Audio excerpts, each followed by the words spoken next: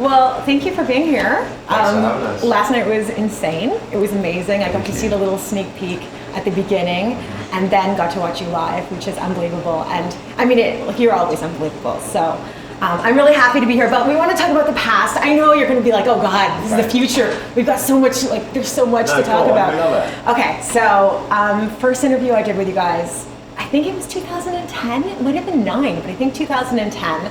And you came in and you performed live for us, and we had people come out to see.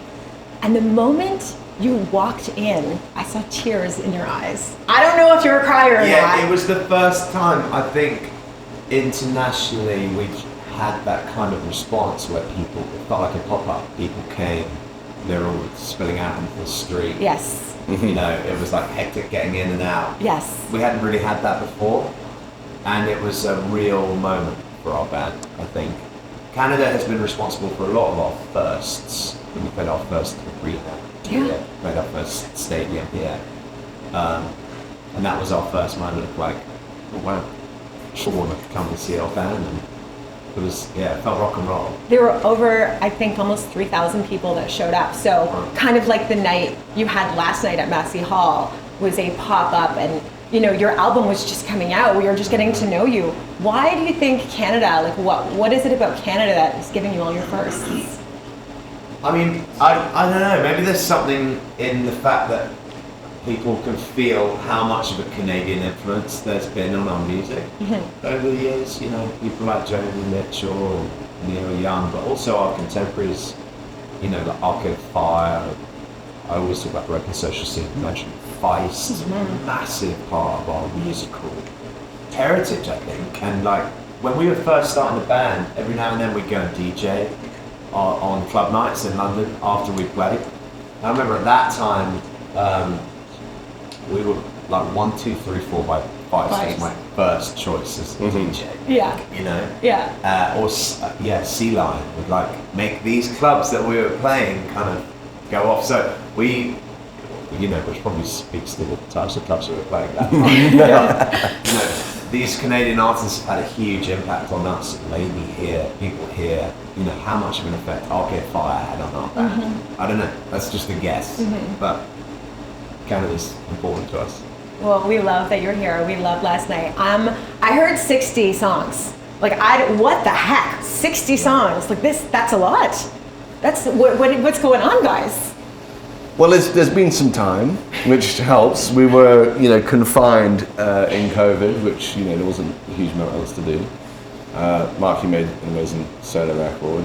There's like, just a lot has happened, and yet there's also been space, and we're slightly protective about the space that we had in order to kind of furnish ourselves with the opportunity to just really write and make a record that was not pressurized by tour dates or any kind of commercial aspirations or anything like that. You know, not that those things really have bled in hugely in the past, but it was just, there's a purity to the effort this time, which I think was kind of intentional. We got together and just wanted to really face each other as 3 friends who love making music together, and just enjoy the process and enjoy it, you know, all the way up to playing shows. Last night being a great start for that. You know. So good. It was so fun. It was so fun. Yeah, we and loved it. That's the thing is, like, I would never say I'm a music critic. I'm a music lover. And there's this, from what I've heard, this is going to be so huge, and you guys are already huge.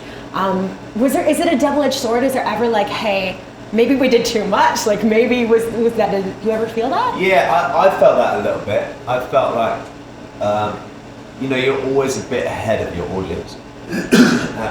But in this case, we're quite far ahead of them. So I think then the responsibility is on us to catch people up and not be impatient about that. So we could just dump 60 songs on people. But actually, you know, I think we want to tell a bit of a story with where they came from. And really that starts with Rushmere. The 10 songs on this record really like held their hands up out of the crowd of songs that we had kicking around, and they were like, no, this is a body of work. We produced it with Dave Cobb. We were pretty intentional about the sound and the method for making it, and these 10 songs really glued together in a way that was special. But once we were done with that, we didn't want to stop. And for the first time in a while, we hadn't had shows booked on the back end of a recording session. Marcus Drowse and all that just had us off for all the time. Like, don't book a tour 2 weeks away because we might not be done with the record by then. It's a creative process. You can't really set time limits on it that strictly. But we were gluttons for punishment, so we did it anyway. And this is the first time we didn't have tour dates booked on the other side of the recording session. So we finished in Rushmere, and we were just still creatively curious, and we were in this rhythm of being quite connected and feeling like we were working well together, writing well together. So we just kept writing. And you guys, like, you popularized this sound that you have. Like, there's no doubt about it in my mind. You were the band that started the sound that every other band. I disagree with you quite passionately on that. Okay, tell me. But totally respect. Okay. That's what you think. But I feel like we were part of something at a time in the world that was not all our responsibility or our doing. You know, there was bands around us, like I mentioned, Arcade Fire, Fleet Foxes, Laura Marling, None and the Whale. Bands to us that were really important, like Fan Farlow in the UK, or the Shout Out Louds, or other bands doing Beirut. It was massive for me at that time, that we felt were carving the path ahead of us, and we were kind of joining their flow. But certainly I'm aware that our band got big fast, and you know, we hadn't heard banjo on the radio in the same kind of way for a long time. But I feel like we've been part of a heritage and a moment that we weren't responsible for. Right. Okay. I like that. I like it. Your dad. You've got 3 kids. I feel like this must be the time for them to be old enough to be like, my dad's a rock star. Like, do you get that now? Because before they were probably too young to realize what you do. Yeah, a little bit. I think we're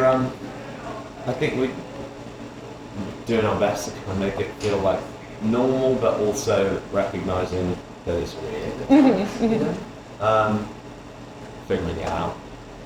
Yeah, but it's really fun. Who do they think is cooler? Like your wife or you? Who's the cooler one in the relationship? It switches. Yeah. I don't know. It's also like there's a level to which it's normal for them, but we haven't been on tour a lot. Right. You know, over the last few years. Yeah. So yeah, this is their first experience of that. It's good. Heck, it's time. Of course, like being a parent, right? As well as trying to do this insane thing with your career. It's a lot. It's a lot. Okay, so I have audio. I know this is going back to our second interview. So the second interview we did, I think, was in 2012. I had just had a baby. Okay. I came back from the hospital like 3 days to interview you guys, and we had so much fun. Wow. And I asked you some ridiculous questions. Okay. So I'm going to give you these questions and tell me what your answer you think would be. Okay? Yeah. Okay, so here is the first one. What's the best thing that you have ever received for free?